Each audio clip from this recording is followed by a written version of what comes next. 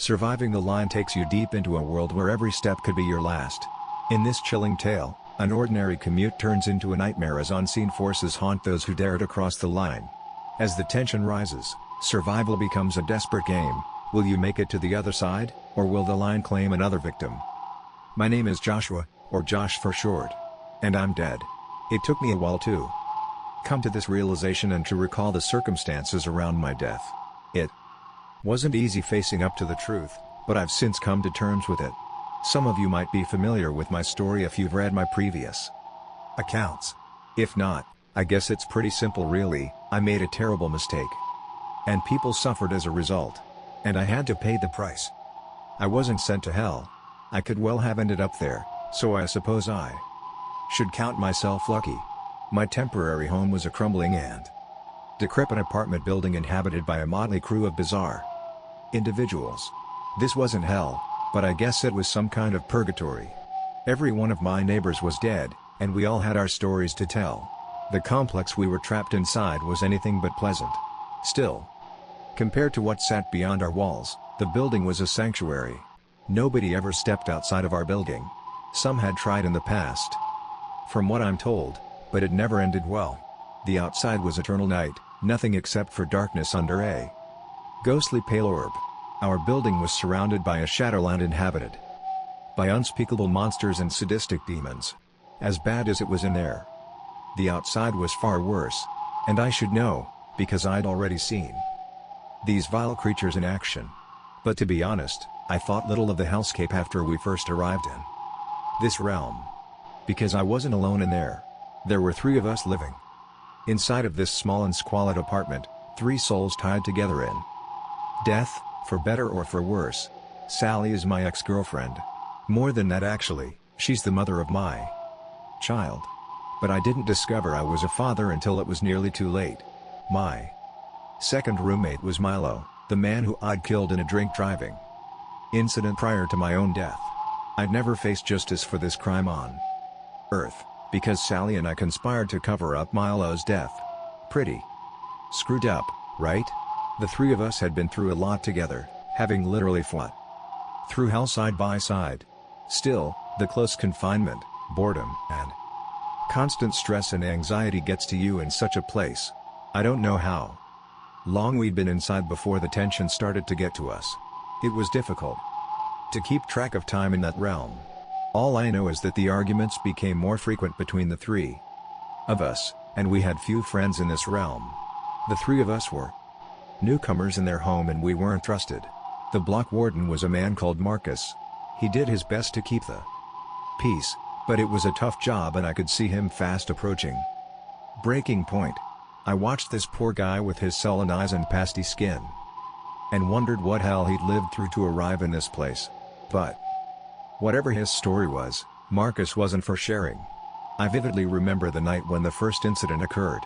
There was something foul in the air that night, a stench even worse than the black mold which infected the building.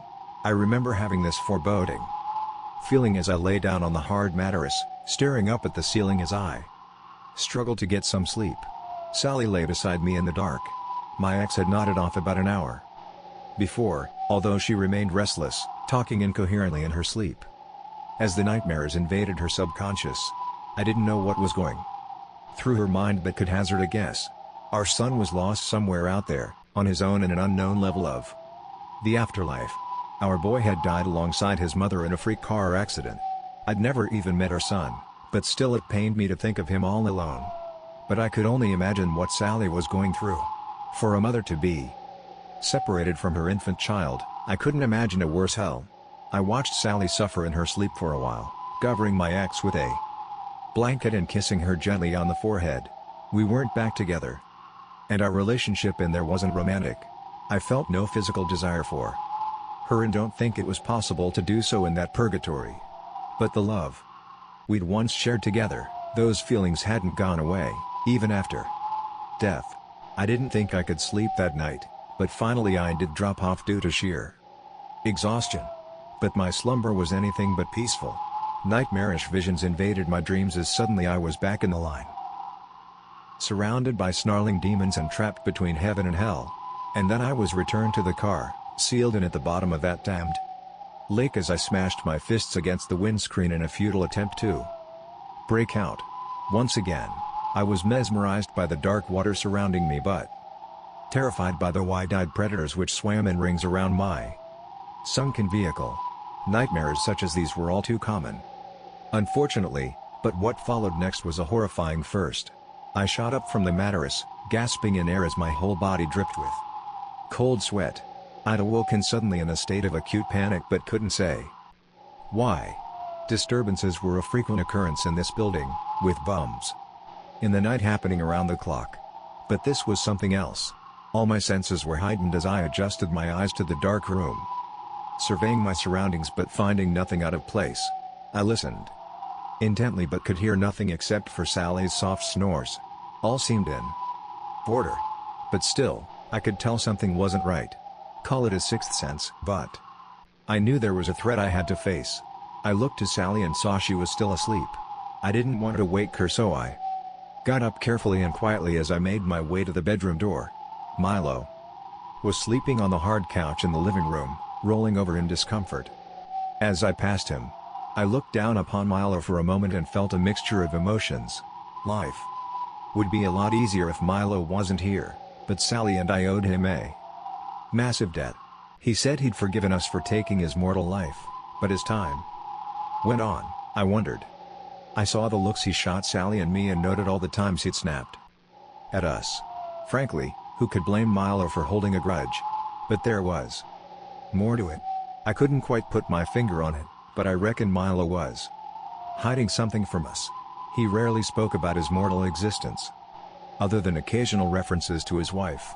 Sometimes I wondered whether Milo really was just a random hit-and-run victim. But our roommate posed no threat on this night as he remained fast asleep. I scanned the living room and saw nothing out of the ordinary.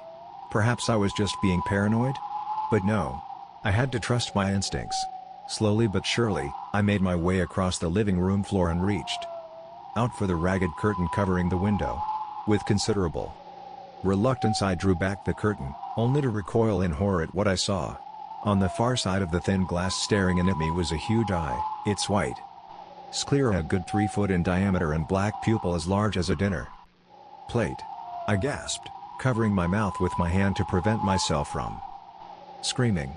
The horrifying giant eyeball took up most of the window, and I was unable to see the full form of the gigantic monster it belonged to. I don't know whether I was paralyzed in fear or trapped under the beast's wicked spell, but I couldn't move from the spot or avert my eyes from the demonic eye. It didn't blink or move, but I knew the beast was watching me. Surely a creature of this size could break through the window with ease, and yet it didn't. Instead, it just stared for, I don't know how long. There's no telling how it would have ended. But suddenly I heard movement behind me, turning in time to see Milo rising from his slumber. I could only watch as my companion adjusted to his surroundings and saw the giant eye staring in at him. What the hell? He cried in disbelief. This prompted the beast to react, as it let out a banshee-like wail so loud it drowned out all other sounds. I fell to my knees and covered my ears in a vain attempt to drown out the horrific din. There were footsteps behind me, and I saw Sally out of the corner of my eye, her face filled with pure terror. But my attention remained on the window as the monster's foul wailing ended. I expected it to attack, but mercifully this didn't happen. Instead, the beast seemed to be spooked, since it retreated from the window and fled back into the Shadowlands. Against my better judgment, I darted forward in the hope of getting a decent look at the peeping monster. In truth, I could make out little in the darkness, but the beast had the shape of a giant bird with a long and sharp beak and unnaturally large eyes, perhaps evolved so it could see better in the dark. It retreated awkwardly across the dead ground upon long, stalk-like legs, which looked too thin and flimsy to carry its weight. Nevertheless, the beast moved quickly and soon disappeared into the darkness, leaving no trace of its unwelcome visit. And I turned back towards Milo and Sally, all three of us in a state of shock and unable to utter a single word. I met Marcus the next day. I suppose it would have been morning, except the sun never rose in this hellscape. The block warden was anxious. I could tell as much as soon as I saw him. We met under the dim strip lights in the staircase, whispering in the shadows so not to be overheard by the other residents. Marcus smoked like a chimney, looking over his shoulder nervously as he listened to my account. I noted the heavy bags under his eyes and reckoned the poor man mustn't have slept for some time. Perhaps he wasn't permitted to ever rest in this hellish realm. I certainly didn't envy the job he had in there and reckoned it must have taken a toll on his sanity. Nevertheless, I told Marcus my story, describing the encounter with the saucer-eyed beast who'd stared into our apartment window. Marcus didn't comment as he listened intently whilst nodding his head solemnly. There was a lengthy pause after I finished giving my account as it appeared Marcus was deep in thought. In the end I had to prompt him. "Well, what do you think?" I asked. Marcus looked me in the eye and I saw the pain and suffering he carried with him.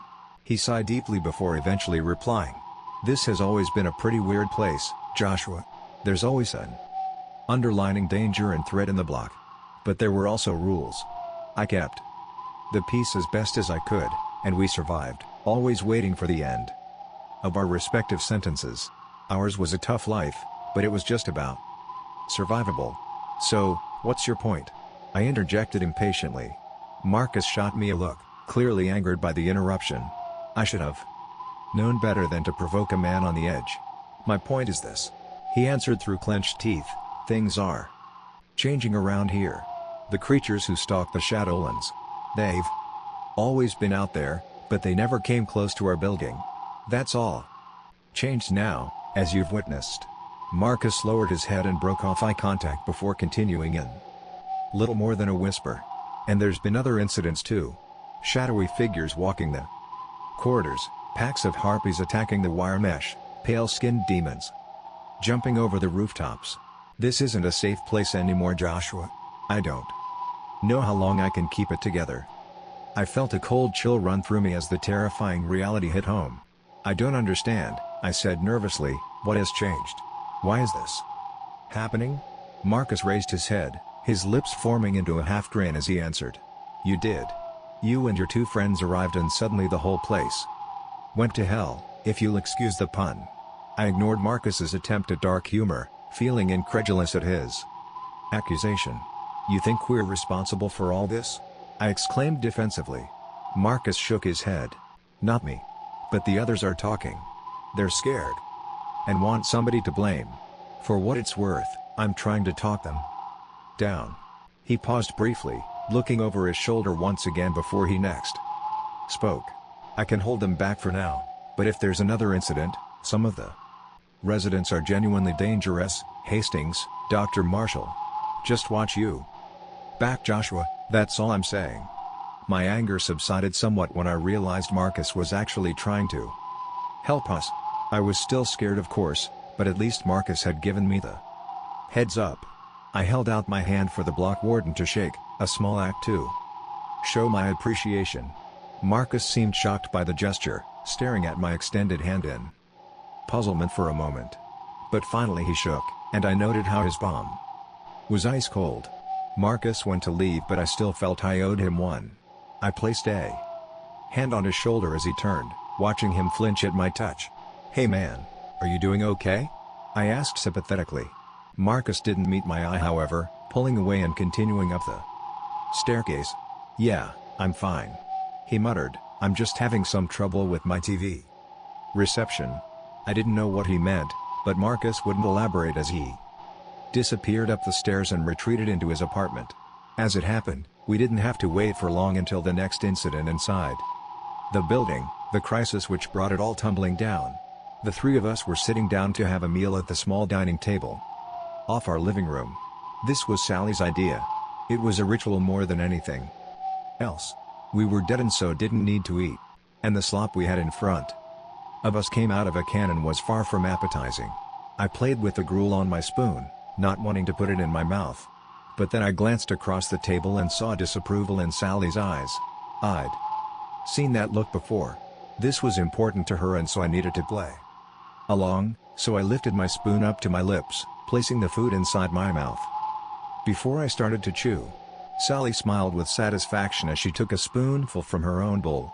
"This is nice," she said rather unconvincingly, It's good to get back to some normality.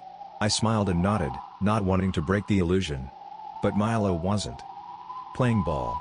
He scoffed in contempt, spitting out his food and dropping the spoon down on the table with a heavy thud.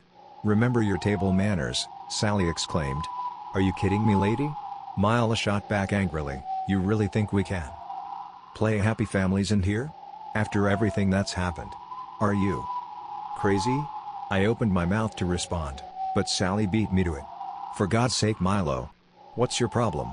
I know it's rough in here, we're all hurting, but we've got to make the best of it." Milo shook his head in disgust and I could tell he wouldn't back down. He glared at Sally and then at me, holding my gaze with hatred in his eyes as he snarled through clenched teeth. "You know, I thought I could forgive and forget what you both did to me. But I didn't think those sick bastards would stick me in here for the rest of eternity, trapped with the same assholes who killed me. Call me old-fashioned, but I don't want to break bread with my murderers." I lost my head at this point, shouting out as I stood up from my chair. "Damn it, Milo. How many times? It was an accident." Milo stood up then, and so did Sally. We were all screaming at each other in a blazing row. I reckon it might have come to blows, but we had far more to worry about than domestic squabbles. Suddenly the temperature in the room dropped dramatically, going from stifling heat to ice cold in mere seconds. I saw the instant change in Sally and Milo, their eyes widening in all too familiar terror as both looked over my shoulder. I felt the hairs on the back of my neck stand on end as I slowly turned my head, only to come face to face with a monster sitting upon our worn-out couch. My eyes bulged and jaw dropped as I surveyed the beast who'd inexplicably invaded our sanctuary. The demon was the size and shape of a fully grown man, but it certainly wasn't human. The genderless creature was perhaps 6 foot in height, its skin a deadly shade of pale white. Its fingers were unnaturally long and its nails were formed into razor-sharp talons. The demon's eyes were jet black and soulless, but the smile on its crusty lips was anything but friendly. It shot us a sadistic grin which showed off its rotten, yellow teeth. But its stare was truly terrifying, a killer's gaze through dark and shark-like eyes. I was frozen in terror for a long moment, wondering if my eyes were playing tricks on me. But no, this couldn't be, because Sally and Milo could see it too. I didn't know what to do, but suddenly I felt a firm hand on my shoulder as Milo whispered in my ear. "Don't look at it. Don't react to its presence," he explained. "It feeds off our fear. Ignore the bastard and it will leave." Milo's instructions sounded crazy to me, but he had more experience with these demons than I did, so I decided to trust him. Against all my instincts, I turned my back on the monster, once again facing the table and my now terrified companions. I could hardly breathe as I felt the beast's hard gaze on the back of my head. "Just pretend like everything's normal," whispered Milo. I looked to our companion in astonishment, but he met me with a stern look. "Everything is normal," he repeated through clenched teeth. Next, I glanced across at Sally and was alarmed to see her shaking almost uncontrollably. Her skin turned as pale as milk. I didn't know how we'd get through this, but Milo was taking charge. "You know, I was wrong, Sally," he said aloud. "This is a good idea. Nothing quite beats a sit-down family dinner." With this said, Milo took a spoonful of gruel and put it into his mouth. This actually brought a smile to Sally's lips, even though her eyes were still filled with terror. I wondered whether Milo's insane plan might actually work, but then I heard the low guttural growl from behind me, closely followed by the sound of claw-like talons clicking on the hard wooden floor. The sweat poured down my brow as I listened to the demon walking across our apartment floor. I couldn't see the beast but knew it was slowly marching towards our table. "Don't turn around," Milo whispered whilst retaining a fake smile on his trembling lips. "Don't look at it, and don't react, no matter what happens." The demon was right behind me now. I could feel its hot breath on the back on my neck, and the foul stench it emitted filled my nostrils. It took everything I had in me, but I managed to keep my head down and avoid the monster's eye as it circled the table. But Sally wasn't so lucky. She raised her head for just a moment, meeting the demon's hideous gaze for mere seconds, and that was all it took for the monster to latch onto her. I watched on in horror as the demon stood over my ex, extending its elongated fingers as it reached out to touch her cheek. With its hideous talons, Sally was frozen in terror, her body trembling as tears rolled down her cheeks. This was more than I could stand, as my protective instincts took over. I shot up from my seat and screamed at the monster, shouting, "Don't you dare touch her!" In an instant, the demon left Sally and turned its attentions to me, its sadistic grin widening as its dark eyes focused. The attack was so fast I couldn't react. It's all something of a blur in my memory, but I know the monster grabbed hold of me, its claws digging into my chest and making me scream in agony. The monster enjoyed my suffering as it snarled aggressively. It was so strong and I couldn't resist. Before I knew it, my body was lifted off the ground and I was flung across the room like a rag doll. I hit the wall hard, collapsing to the wood floor as the force of impact knocked the wind out of me. Sally screamed and Milo jumped up from his chair, but there was nothing they could do for me as the demon approached, its maw open and talons outstretched as it prepared to attack. I thought I was a goner, but just then I heard a crashing from the hallway as our front door was kicked in. Heavy boots followed, and a moment later, 2 armed men piled into the room, weapons at the ready. I looked up and recognized my neighbors coming to the rescue. Marcus was armed with a double-barrel shotgun whilst Hastings carried his trusty crossbow. Both men had a fiery determination in their eyes, only hesitating for a moment as the beast snarled aggressively in their direction. Hastings fired first, shooting a bolt into the demon's shoulder. It howled in pain but didn't go down, prompting Marcus to empty both barrels into the beast's torso. Boom. Boom. The din of the gunfire was near deafening and the cartridge smoke filled the room. The beast was flung backwards, its hide pierced by buckshot. It fell against the wall and for a moment I hoped it was dead, but no such luck. Our enemy was hurt but still moving. Cornered and scared, it dashed forward towards the door. Marcus and Hastings just managed to jump out of the way as the monster tore past them, fleeing into the corridor and out the front door. Marcus and Hastings promptly reloaded before chasing after the beast. Meanwhile, Milo and Sally ran to my side and helped me to my feet, and the 3 of us followed our armed neighbors out onto the balcony. We ran out just in time to see the demon leap upwards with tremendous speed and power. Looking up, I saw our attacker smashing through the thin wire mesh which separated our inner courtyard from the dark skies above. Next, it jumped onto the building's roof, making heavy footfall as it tore across the tiles. Our neighbors opened fire but the demon was too fast, and soon it leapt off the building and disappeared into the dark abyss of the Shadowlands, making good its escape. We'd survived the demon's assault, but only by the skin of our teeth. The ruckus and gunfire had alerted our other neighbors, as one by one the apartment doors shot open and a motley assortment of frightened and angry souls stepped out onto the balconies and courtyard below. Most of our neighbors were present. Widow Jackson sheepishly poked her nose out of her door, forever nervous and on edge, as her eyes scanned the balcony. And Mr. Jones was on the ground floor, looking more curious than anything. But that damn dog was with him, fighting against the leash as it barked maniacally up at the dark sky above. Cerberus was the mutt's name, and his owner called him a pet.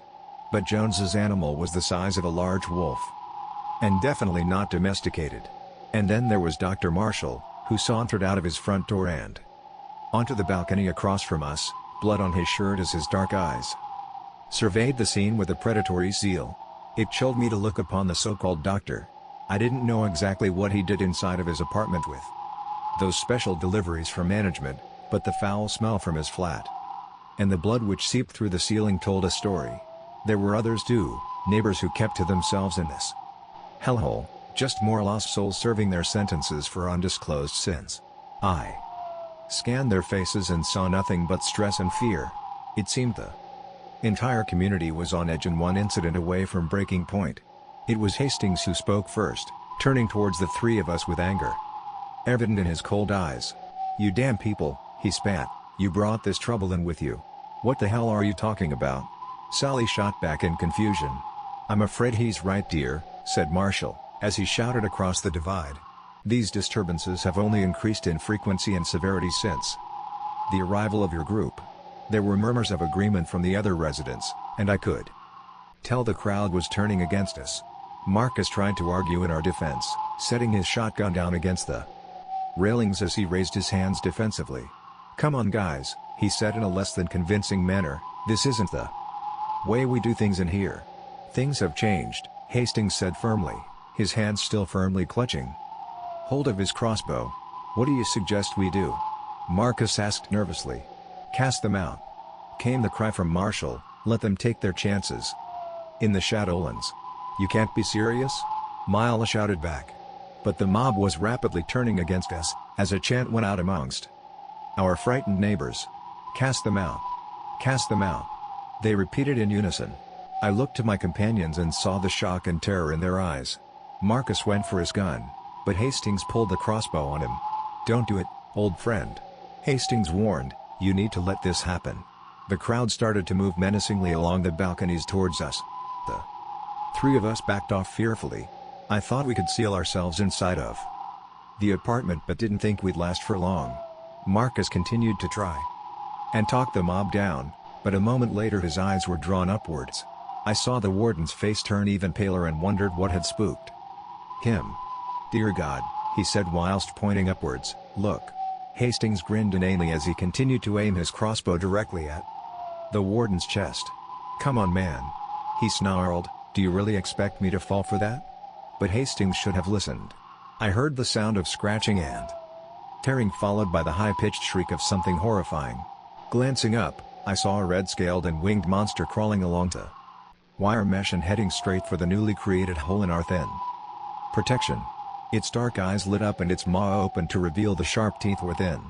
Hastings heard the shriek and reacted quickly, but it was already too late. He managed to fire a single bolt high and wide, before the bloodthirsty harpy dived on top of him, burying its claws and teeth into his body. The man screamed and struggled, but the winged demon used its immense strength to lift him off the balcony, still gripping a tight hold of its victim as it ascended with wings outstretched, soon exiting through the same gap it had entered and soaring into the starless sky, taking the still screaming Hastings with it. We were all frozen for a moment in shocked horror, our previous disputes forgotten as we faced this new and deadly threat. And the attack was just beginning.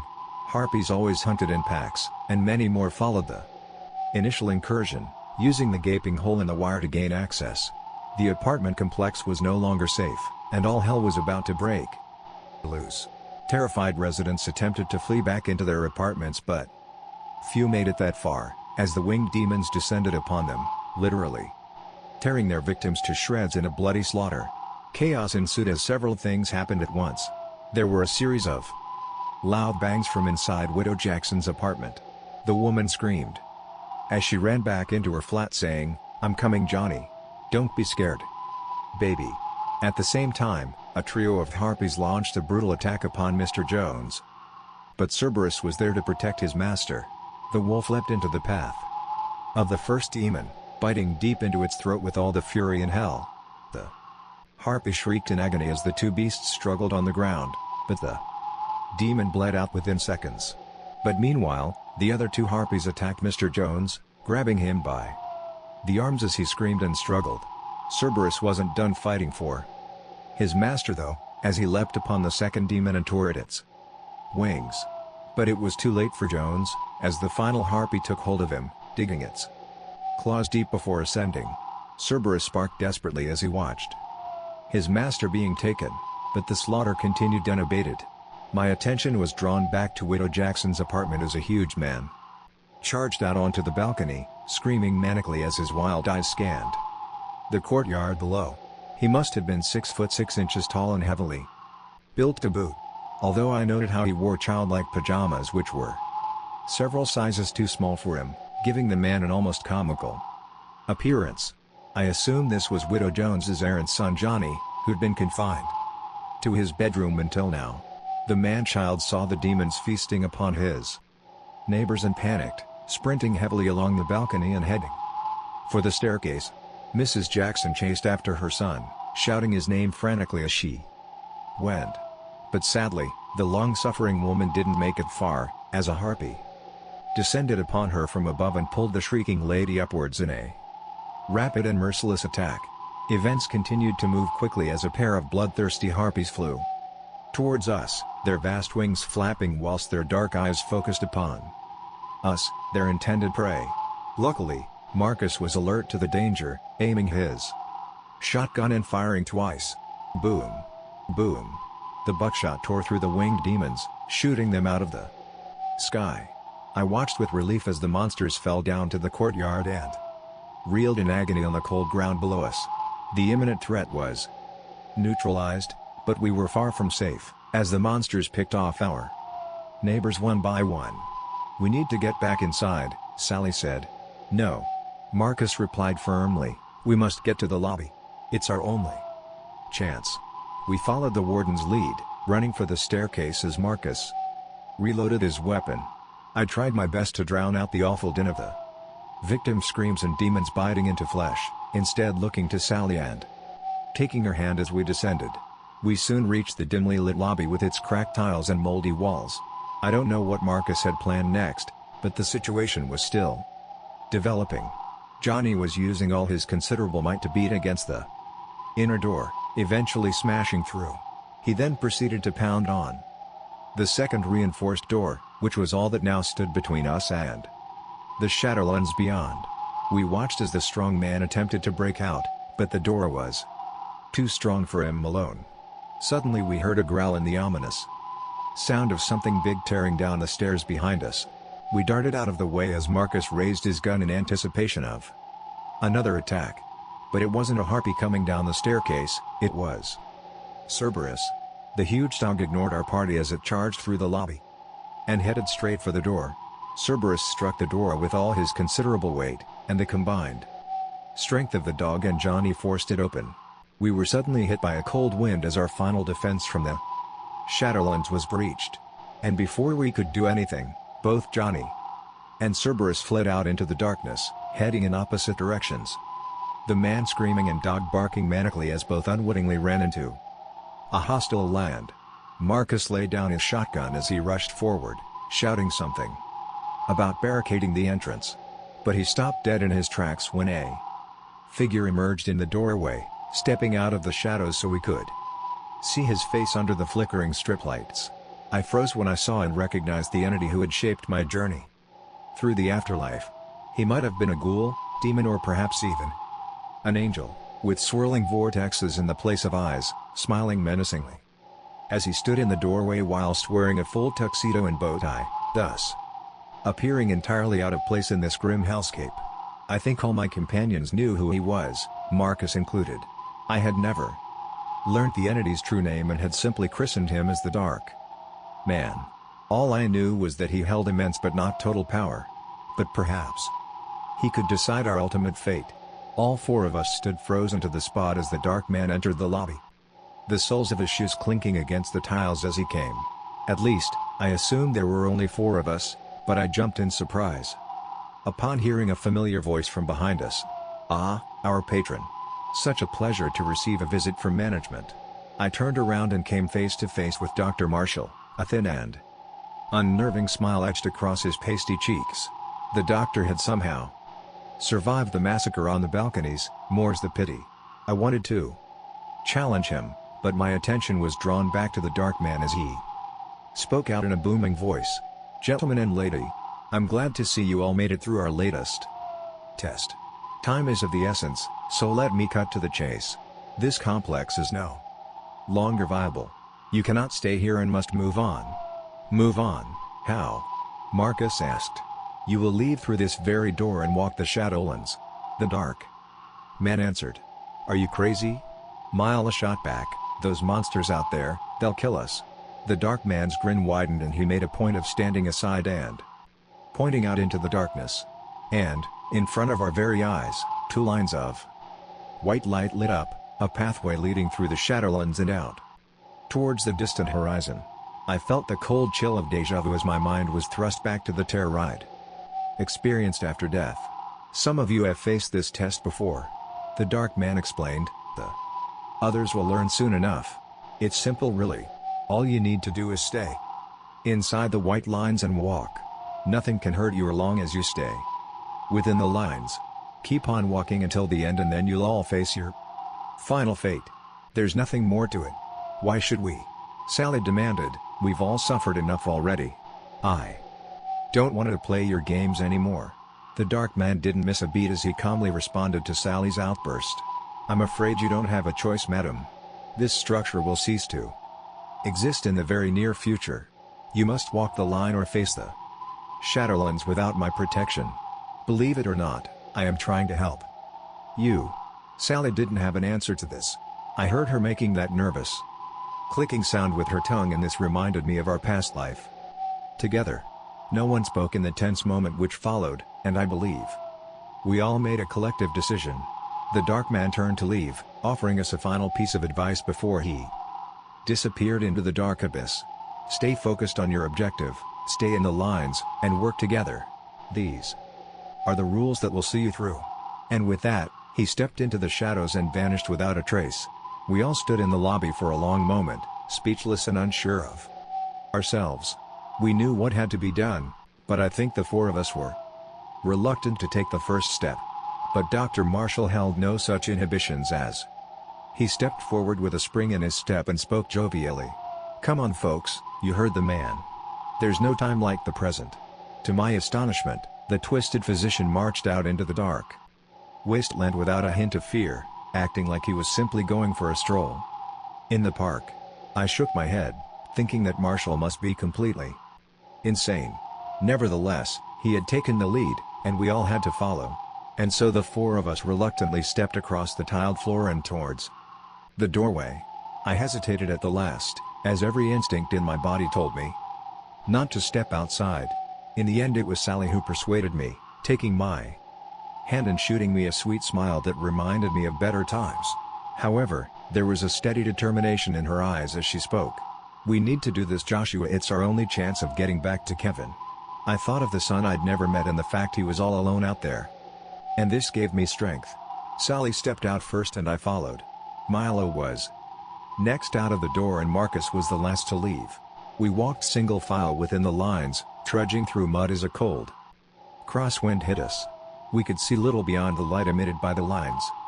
But still I glanced nervously into the dark abyss and feared what monstrosities might be lurking in the shadows. I guess we'd only walked a couple of 100 yards before the ground started to shake. Turning around in a panic, we saw the artificial lights in the ugly apartment block extinguishing all at once. A moment later and the building itself began to sink into the mud, collapsing under the ground as a massive sinkhole swallowed it up. Before long there was nothing left, as the hole sealed itself and no trace remained of our former home. I can't say I was sorry to see the prison go, but I noticed how Marcus stood for a long moment, sighing deeply before he finally turned away and left the past behind him. Our walk was a long one, the tension and fear only increasing the farther we progressed. We could see virtually nothing in the darkness, as even the pale orb in the night sky was eclipsed. But we could hear them, the invisible monsters who ruled the Shadowlands. They knew we were intruding on their turf and would surely like nothing more than to rip our bodies to shreds and feed upon our entrails. The low growls and predatory roars came from all around us, but the hidden demons and unidentified entities couldn't get to us, as the line offered protection. Still, the creatures were surely following our progress. We could make out their dark shadows and hear their heavy hooves trudging through the mud. Like all predators, they were searching for weaknesses, for one of us to step out of line where we'd be exposed and vulnerable. But we kept our cool and obeyed the golden rule: stay inside the lines and keep walking. Our next test was more of a challenge, however. About halfway along the line we heard a most unexpected and unnerving sound coming from the shadows, one which brought a cold chill down my spine but almost broke Sally. It was the noise of a baby crying somewhere off in the distance, faint at first but growing ever louder. Sally stopped dead in her tracks as her eyes widened and she listened intently. "Kevin?" she said, whispering at first but soon raising her volume to a frantic cry. "Kevin? It's Mommy. I'm coming for you, baby." I had to act quickly, reaching out and grabbing my ex just before she stepped over the line. She fought fiercely, but I retained my tight grip. "Let me go, Josh. That's our son out there." "No, it isn't," I screamed back. "It's a trick, Sally. They're trying to draw us out." I guess she had to fight all her maternal instincts, but Sally finally listened to reason and stopped struggling. She continued to walk the line with the rest of us, quietly sobbing as Kevin's cries faded away. This was only the start of it, however, as our ears were assaulted by cries and pleas for help from the darkness. It seemed that whatever demonic entity was hunting us could mimic the voices and tones of our relatives and loved ones, attempting every trick in its repertoire to try and lure us out. We heeded the dark man's advice and ignored the ghoulish calls, but they took a heavy toll upon our collective sanity. 4 of us were evidently very distressed, but not Dr. Marshall. He seemed fascinated by the terrifying situation, looking out into the shadows with an almost childlike excitement, which I found very disturbing. The depression hit soon after. I felt the darkness creeping inside of me, a deep despair and guilt as every bad memory and negative emotion came flooding to the surface. I believe the others were affected in the same manner, and then the confessions began. The crime committed by Sally and I was already common knowledge. But Marcus let it all spill out, as he tearfully recalled the accident which had resulted in the deaths of his wife and 2 daughters. They'd died in a house fire caused by a cigarette butt he'd carelessly dropped. The warden's story was tragic for sure, but I was more interested in Milo's confession, as our companion finally opened up to us. "You never asked why I was walking on the roadside after dark. You know, the night you guys hit me?" he began solemnly. Sally and I both glanced back, although Milo would not meet our gaze. "I had a big fight with my wife and stormed out," he explained. "The truth is, I treated her badly. I let her down." I stopped walking and turned around to face my unlikely companion, feeling a renewed sympathy for the man we'd wronged. "You made mistakes, Milo," I said. "It doesn't mean you deserve all this." A long pause followed before he next spoke. "There was more. I did some really bad things." I was hooked by this point, temporarily ignoring the terror all around us as I waited for Milo to elaborate. But his confession was interrupted by Drive Marshall, who called back along the line with his own unwanted story. "You know, folks, I never actually killed anyone during my mortal existence. All my experiments were conducted on the recently deceased. I was caught in the act, and that was the end of my medical training. Things spiraled out of control, and sadly an opioid addiction ended my life. I always believed I was on the cusp of greatness. That's what was robbed from me." Nobody had any response to the doctor's disturbing admission. And I was annoyed by the interruption, because Milo had lost his nerve and he wouldn't reveal the full extent of his sins. I don't know how long we'd been walking for, but it seemed like miles trekked along the seemingly endless line. The voices stopped and even the depression lifted. We were all physically and mentally exhausted, but I dared to hope the worst was behind us. Unfortunately, the next threat was not one I'd anticipated. Dr. Marshall was still leading the march at the front of the line, until suddenly he stopped dead in his tracks, turning slowly to confront us. I saw his face illuminated by the white lines and was chilled by the sadistic grin on his lips, and the dark intensity in his wide eyes. Sally stood between Marshall and me, but I instinctively pushed past my ex and put myself between her and the doctor. "What are you doing, Marshall?" I asked nervously. He chuckled dryly before offering a cryptic answer, and the look on his face was one of pure madness. "I hear them speaking to me, calling out from the shadows," he explained. "They say I can be with them. That they'll show me wonders beyond human imagination and allow me to reach my full potential. They'll give me everything I've always wanted, and all they need in return is a sacrifice." I tensed up as I realized that danger was imminent, but Marshall moved much faster than I could have imagined. He struck me hard with a sucker punch and I went down, my nose bleeding as a sharp pain shot through my skull. I landed in the mud as Marshall leapt over me and grabbed hold of Sally, using his arm to place her in a tight headlock. Next, Milo shot forward and attempted to save her, but Marshall lashed out and pushed him away. I fought through the pain and pulled myself up, but Marshall had already stepped out into the darkness. I went to chase after them, but Sally called out to stop me. "You have to go, Josh," She screamed desperately, "Get to Kevin. He needs you." I stood frozen in shock, impotent as the woman I'd once loved was dragged into the darkness, and both soon disappeared into the great unknown. "Get up. It's coming for you," came the sudden cry. That was Marcus, but his warning wasn't directed towards me. I looked over to Milo, who lay in the mud where he'd fallen, only to realize our companion was outside of the lines. Milo tried to crawl back, but it was already too late. Suddenly, a huge tentacle-like appendage shot out from the darkness and grabbed Milo by his leg, squeezing tightly before beginning to pull. Milo screamed and fought, but it was all over very quickly, as the unseen monster dragged him into the abyss. My body trembled and tears rolled down my cheeks as I searched in vain for my companions, hardly believing what had just occurred. But then there was a firm hand on my shoulder and a sympathetic word in my ear. "I'm sorry about your friends," said Marcus, "but we need to keep moving." I nodded my head in painful agreement, as the two of us slowly continued our march to an uncertain fate. The remainder of our walk was unnerving, as the ravenous beasts closely followed our progress. But we weren't going to slip up again. Both Marcus and I knew what was at stake now, and we wouldn't fall for their tricks and traps. We trudged along for some time before finally reaching the end of the line, only to see nothing but a dead end, as the white lights abruptly stopped. And there was nothing in front of us except for a dark and empty wasteland. I fell to my knees and felt like crying out in blind fury. But then there was a powerful burst of light before us. I was temporarily blinded by the intense illumination, until eventually my eyes adjusted and I observed an extraordinary sight. The darkness of the Shadowlands was now replaced by two portals which sat at the end of the line. On the left was an inviting white light, and to the right stood a swirling vortex of blood red. My jaw dropped, but I was understandably cautious, because I'd played this game before. "Two portals," stated Marcus, as he walked up beside me. "I guess it's an easy choice for us." "Don't believe it," I replied knowingly. "This is a trick." "Not this time," came the call from the darkness. I recognized the dark man's voice straight away, but I couldn't see him in the shadows.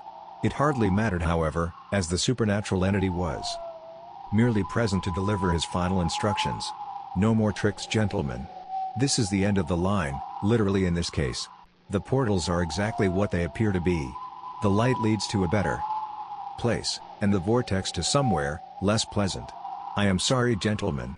You've come so far and I'd hoped to free you both.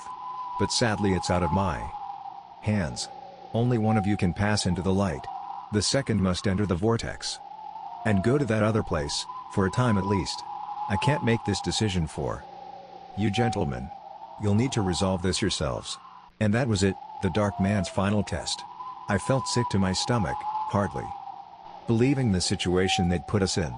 I was so sure it would come down to a fight between Marcus and me, a final desperate struggle fought in the mud and darkness.